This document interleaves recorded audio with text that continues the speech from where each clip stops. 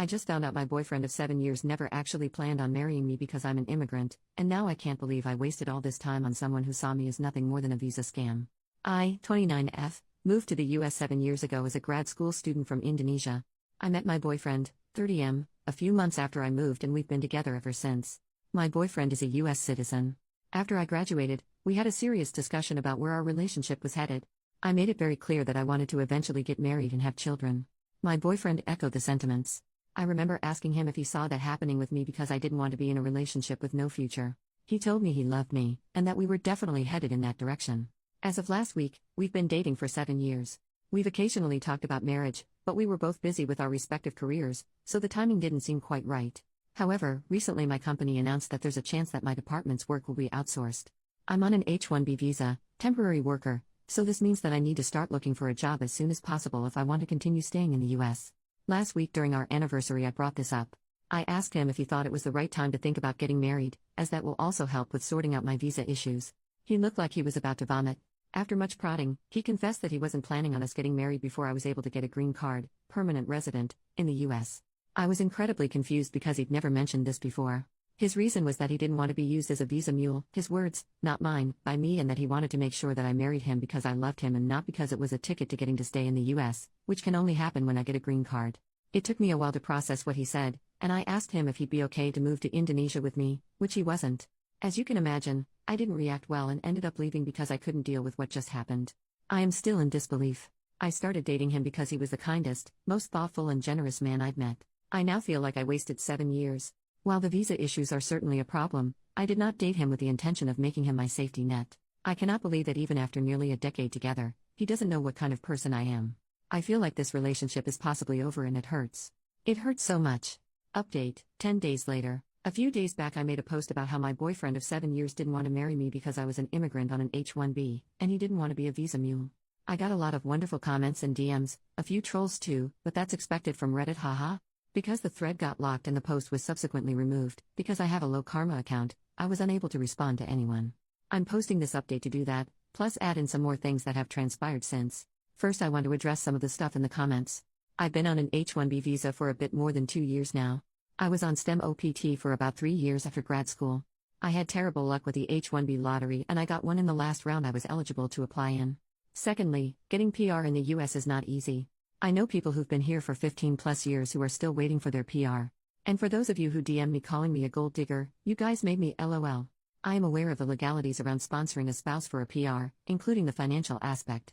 It shouldn't have been a problem for the following reasons. 1. I'm a STEM major who recently shifted into management. I work for a large company and I do quite well for myself. My boyfriend is a teacher and our incomes are not comparable. He earns around $60,000. I earn close to $300,000. 2. We've been living together for about 6 years. We have a shared account to pay for expenses like rent and utilities that we both deposit a percentage of our salary into. The rest of our money goes into our own private accounts and we don't manage each other's money. 3. Because I'm pretty frugal, I've saved up quite a bit of money in the form of savings and investments. If my boyfriend was worried about the legality of sponsoring me financially for over 10 years, I would have happily discussed moving the money around. I was even considering buying a house, so we could have made that a joint ownership thing. The point is, we could have figured it out. I haven't relied on him financially ever, and I didn't intend on doing that in the future. I might not have considered everything, but you have to note that I thought about the marriage for visa thing very recently, only when the threat of possibly having to leave loomed over me. This isn't something I'd thought about in detail at all. Regarding my situation back home in Indonesia, I come from a very religious and conservative family and had a horrible childhood. My family doesn't support my career choices. I cut contact with my family when I moved to the US, so they are not in the picture at all. Also, I was on great terms with boyfriend's family, they loved me. Now, for the actual update, he is now my ex-boyfriend. I took a few days to collect myself and then reached out to him wanting to talk. He agreed. It turns out that he has been insecure about earning less than I did for a while. Apparently, his friends have been poking fun at our relationship, calling me the sugar mommy because I take care of most of the expenses. He never told me this until now.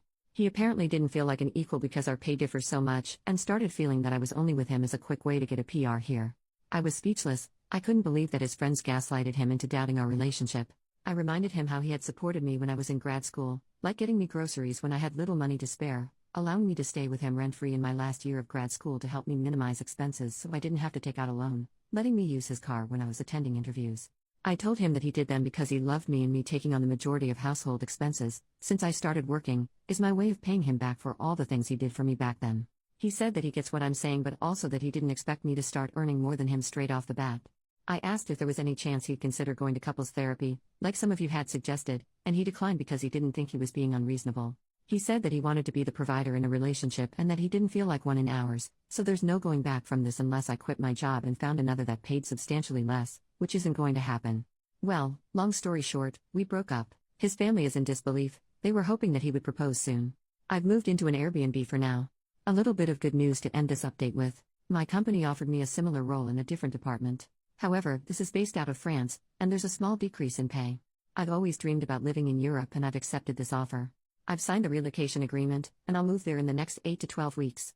A few comments. People took apart my update to point out a discrepancy. I first said, I haven't relied on him financially ever, and later, I reminded him how he had supported me when I was in grad school, like getting me groceries when I had little money to spare, allowing me to stay with him rent-free in my last year of grad school to help me minimize expenses so I didn't have to take out a loan, letting me use his car when I was attending interviews. I'm sorry for wording my feelings poorly. I never asked or expected my ex to help me buy groceries, or house me. I moved to the US to pursue a tech MBA from a top 20 school, and had scholarships and student loans that were going to help me cover the cost of tuition and living expenses, so at no point did I need him to help me. I knew I was going to have a financially difficult time for 2 years, and I was prepared for this.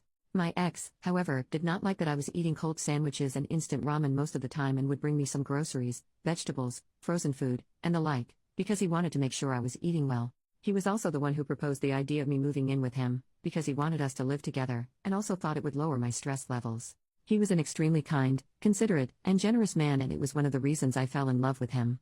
I am extremely grateful for his support. But I wasn't relying on it. Had he not done any of the above, I would have managed. Second update, 1 year and 3 months later, I'm back with an update after about a year of moving to France. My previous posts are on my profile if you guys want to check them out. I absolutely love it here. The language barrier is very real, but I'm taking classes, and the people around me have been incredibly helpful. I've spent the last year experiencing all the good things Europe offers. I've visited multiple cities in France, Netherlands, Belgium, Spain, Portugal, Switzerland, Denmark, Germany, and Luxembourg. I cannot believe how gorgeous all of these places are, and the more time I spend here, the more I think about how fortunate I am to be able to experience this. I'm soon traveling to Italy, and I'm excited about everything. My work-life balance is also incredible. I was frequently putting in 10 to 12-hour work days in the US, and I can count on one hand the number of times I've had to work more than 8 hours a day here. I love the emphasis on personal time, and I cannot fathom going back to the way it was before. I haven't had the courage to get back into dating yet. My experience with the ex has left a really bad taste in my mouth. Even though immigration here is a lot easier than in the US and is not really one of my worries, the thought of things falling apart after putting in a significant amount of time and effort scares me. I'm considering therapy, but I haven't quite made the leap to do that yet. My ex reached out to me a few months after I moved. He faced a lot of backlash from his family after we broke up, and he wanted to discuss reconciliation because he realized the error of his ways.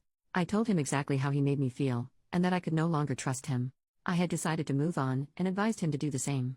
He's had to downgrade his lifestyle as he could no longer afford to live the same way we did, and I could tell that it made him unhappy.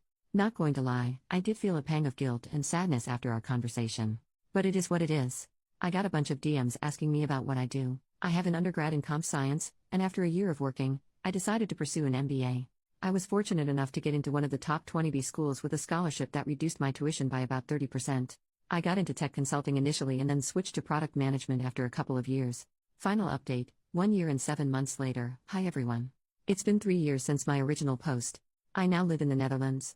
Switched over to another company last year.